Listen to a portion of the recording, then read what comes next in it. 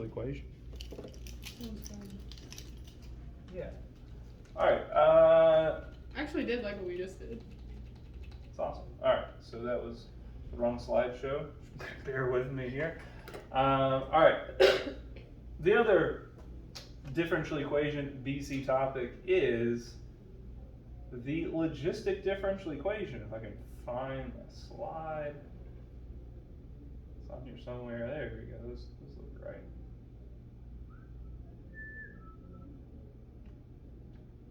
All right.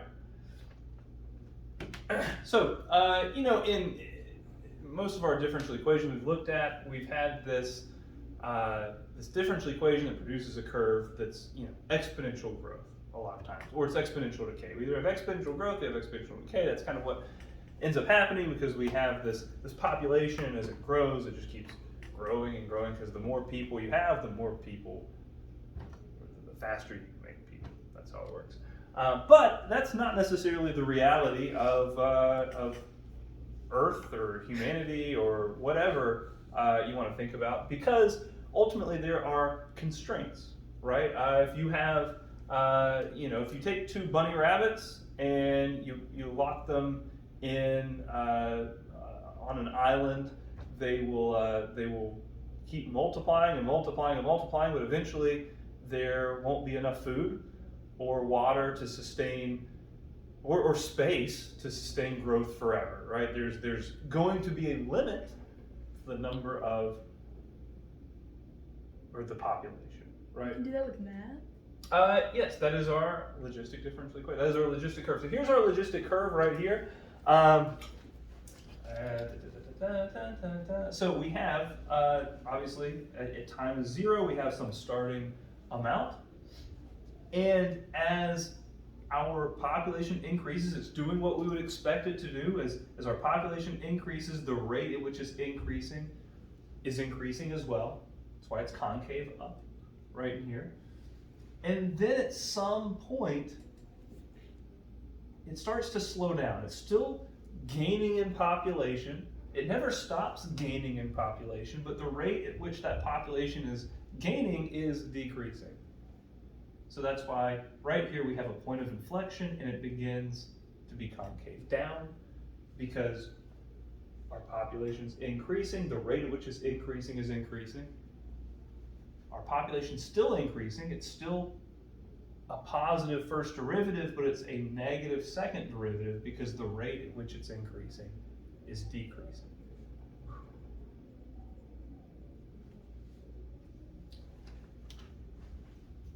Here is the logistic differential equation. Here's what we really need to know because, they ask some very simple questions on the AP exam when it comes to logistic differential equation. I think first, having a good understanding of what in the world the logistic differential equation is and what's represented is very important. But more than anything, it's understanding the structure of this differential equation that represents what's going on over there is also really important. They asked a few important questions. So I think I have all this stuff spelled out on the next slide. Let's see. Yeah, great. So here is our logistic differential equation. And let's notice what some of these values represent. So P is our population. Of course, we just saw on the previous slide, it could be Y, it could be N, but we have that dependent variable. L, on the bottom right there, is our carrying capacity.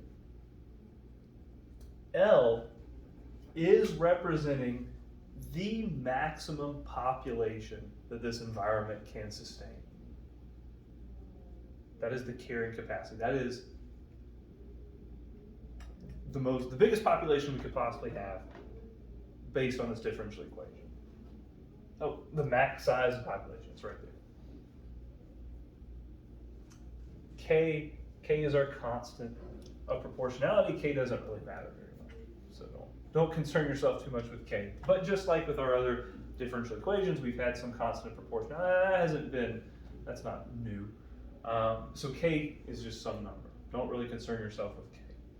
But I also really want to point out that 1 right there. In order to identify L, the carrying capacity, which is the most important number up here, in order to identify that number, we have to set it up, we have to take, they might give us a logistic differential equation that looks a little bit different than this, but if we can arrange it in this pattern, arrange it in this way, in this format where a 1 minus P over L, whatever that value of L right there is our carrying capacity. That tells us a lot of information right there. So, let's see, do I have a... all right, so just looking at this, right, we're not going to go through this whole problem, but notice this one is in that format, okay? Do I have the graph of it over here? Okay, great. Here's the graph of it. So we're going to talk about this. I don't really care what K is. P is obviously our population. Because we're in the format of 1 minus P over 4,000, 4,000 is the carrying capacity.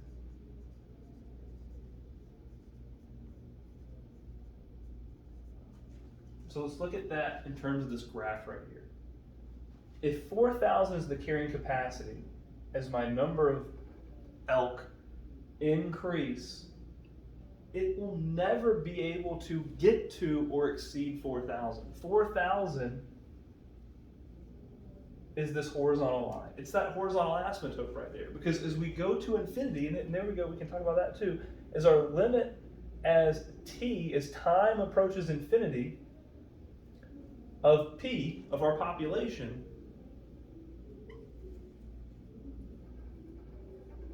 we get 4,000.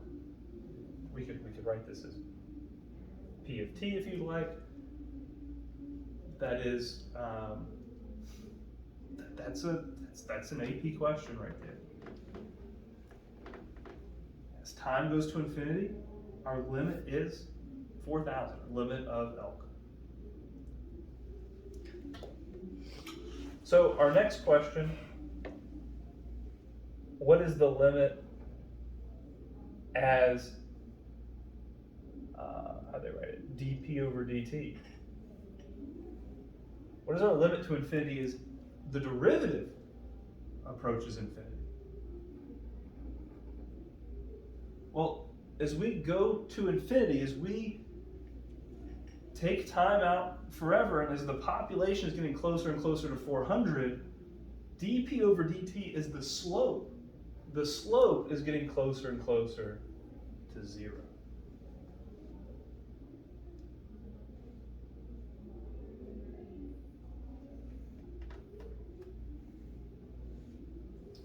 There's one other question that they like to ask. I think it's also a really great question. And that has to do with that point of inflection. So we talked about the point of inflection earlier where it's changing concavity. It was going from increasing quickly to starting to increase slower. That point of inflection right there, that point of inflection,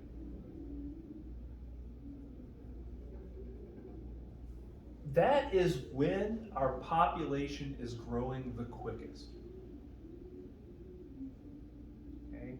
The point of inflection is when the population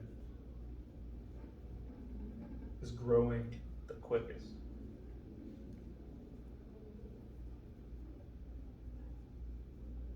Okay? Is it continuing to grow after that? Yeah, the population keeps getting larger after that.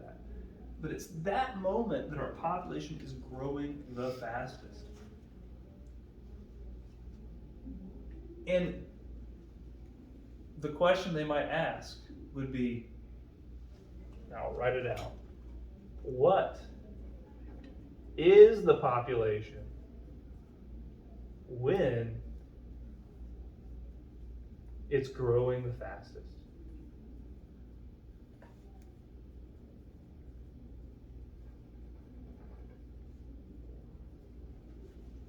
That's a pretty great question right there. What is the population in that moment? What is the population at that point of inflection? So we're not being asked for what the time is, right? That would actually be a lot more difficult. And we don't actually have to do any kind of crazy calculus on this. That point of inflection is always going to happen at half the carrying capacity. Doesn't matter what your starting amount of elk is, it's always going to happen at half the carrying capacity. So in this case, it would be 2,000 elk.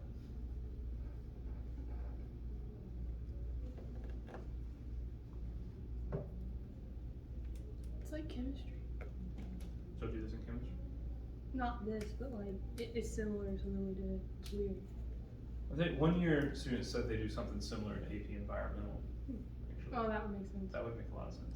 More just the concept of the graph and the halfway point. Mm-hmm. Let's see if I can find. Pretty sure. All right. So similar questions. Different layout, right? Clearly a different layout. So let's see if we can arrange it. And if we can arrange it, then we should be able to answer these questions really quick. So we've got dp over dt, and I'm just going to write this a little bit different so I can just see it. That's 1 over 100 times p squared. And think about what we need, right? We need it to be a 1 minus, we can have stuff out in front, but we need it to be 1 minus p over L inside the parentheses. That's what I'm really trying to get, is that 1 minus p over L. So if I factor out 1/2 p to create a 1 as that first, I'm going to have 1 minus p over something. And it's not 100 anymore. We have p over something. And this is what, I don't know why, but it's always confusing. So the real question is, what is that denominator going to be? And my encouragement would be, instead of trying to think through that, think through what you would have to place it in order to distribute it and get back the 100. We know 100 is what we would need after we multiply it in, and 2 would have to multiply times 50. That is not high. Hmm? That's a small carrying capacity. It's much smaller, yeah, you know, smaller numbers, for sure. But just think that through, double check yourself. I think the confusion always happens when people try to do this division, they try to do this step in their head instead of thinking through the inverse operation. What would we have to do to get back to that? So that's my little tip.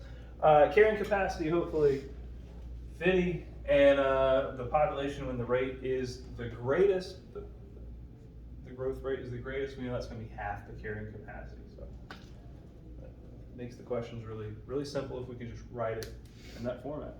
Do you need to put units? Well, I know we don't have it in this. We don't have any in this problem. I mean, if there were units, we would put them, but we only have to. The other thing I'm going to say about logistic differential equation, it is possible to solve it, but that is an absolute beast of a question with a million places to make an error.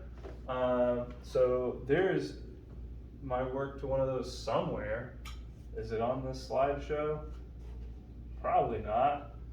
No, it's not. But that is pretty unrealistic for a question to expect. So I've never had anyone come from the AP test and say, man, they made me solve a logistic differential equation. I don't think that's really the goal of it. I think the goal of this whole section is to understand what it is and understand a few features of the logistic differential equation. Ta-da.